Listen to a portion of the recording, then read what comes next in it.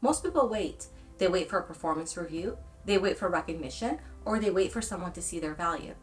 But if you're really serious about your growth, you can't just sit back and wait for someone to see how hard you're working. You need to be ready to speak up, and not with demands, but with clarity, preparation, and purpose. This is what we call moral authority. It's not a fancy term or anything. It just simply means that you've done the work, you understand the value that you bring, and you can clearly show how you will continue contributing to the company. The traditional mindset. This is how this usually works. You wait for a performance review, and after 12 months, you hope that your boss remembers everything that you've done in the past year. And maybe, just maybe, you get a small raise. That's the old way. And yes, performance reviews matter. They give you feedback, structure, and help shape your goals. But if you're making real impact and you're ready for more responsibility and more compensation, you don't have to wait for permission. There's a better and smarter way to approach that. So whenever you're ready, you need to start the conversation. And the very first step is to set the tone. You need to request a formal meeting with your manager. Don't bring this up casually in the hallway or over a chat. Put it on the calendar. Give it some weight. This shows your manager that this isn't just a thought. It's prepared, it's intentional, and it's conversational. It shows your manager that you respect their time and that you are serious. Step 2. Do not walk in empty-handed. You're not just going to ask for something, you're going to present something. Now this is where we're going to move away from the traditional way of asking for something. You're going to build a presentation. You're going to create a 5 to 10 keynote slide presentation that is going to be composed of 3 parts. Here's what you're going to include in the first part: what you've done. And I want you to show results. I want you to show data, deadlines, goals met. Don't generalize, back it up with data. Give me client wins, sales, revenue increases, anything that you have done that is quantifiable and shows real metrics. In the second part of the keynote slide presentation, you're going to talk about why it mattered.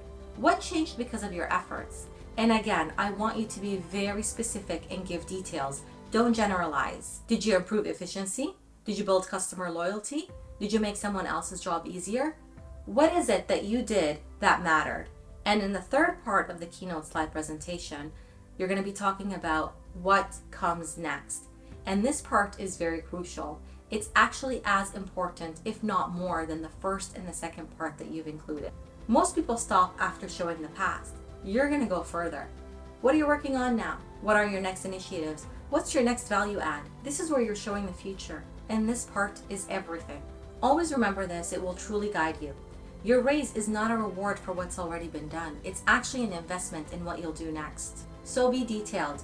Lay out your upcoming plans, include ideas, estimates, projections, even new solutions to existing problems. Show timelines, forecast potential outcomes.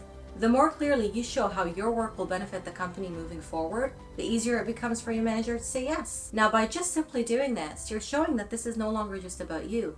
It's about the benefits of everyone. Now that you've set the tone and you're prepared, you're ready to make the ask. Now, here's some very important tips that you can take into consideration when you ask.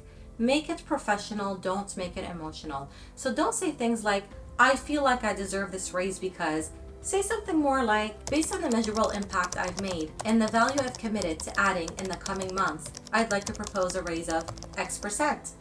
Or, I'd like to discuss a title adjustment that reflects the added responsibility I've taken on and will continue to carry forward. The key is this: you're not demanding for anything. You're showing that what you're asking for is earned, reasonable, and aligned with the company's interest. And let me tell you why this works. Let's compare. Scenario 1, you walk into your manager's office and you say, I'd like a raise. Scenario 2, you walk in, you are prepared. You have results, you have data, you have a clear roadmap, and you show a professional proposal. Which one is going to get taken more seriously? This method works because you're showing 3 things: that you're self-aware, you're prepared, and you are committed. And that's what moral authority really is. You've earned the right to speak up, not because you want more, but because you're ready to contribute more. Now let's talk about what not to do. So walking into your manager's office and saying, give me a raise or I'm leaving, is not power, it's pressure. And most managers do not work well under ultimatums. Because if that's your only strategy, you're not showing any long-term value. You're just creating a sense of urgency. Instead, come from a place of contribution. You're not threatening them to walk away. You're inviting them to invest in someone who's clearly invested in their company. So remember, book the meeting, build the presentation, show what you've done, prove what you're planning to do next. Make your ask with facts, not feelings. By doing this, you're not waiting for recognition. You're creating a clear, compelling reason for it. Now take this framework, build your case, and schedule the meeting. The opportunity will not create itself, you do. Thank you for watching.